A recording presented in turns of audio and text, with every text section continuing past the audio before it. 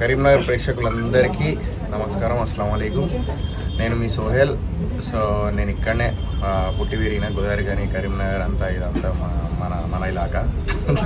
So అయితే మన funky జోన్కి వచ్చిన నాకు యాక్చువల్లీ మనోళ్ళు ఇద్దరు నాకు మన బిర్యానీ సెంటర్ భారత్ బిర్యానీ సెంటర్లో కలిసిర్రు.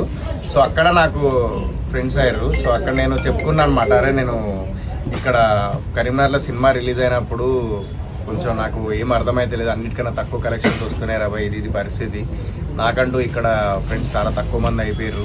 అందరు ఇక్కడికి కూడా ఫారెన్ వెళ్ళిపోయిండు, ఒకటి అటు వెళ్ళిపోయింది ఇటు వెళ్ళిపోయింది, ఇప్పుడు ఎవరు లేరు అంటే అరే మేము ఉన్నామన్నా మీకు అందరికీ అని చెప్పేసి ఇంతమంది వచ్చారు. వీళ్ళందరూ ఇప్పుడు నా ఫ్రెండ్స్ అయ్యారు.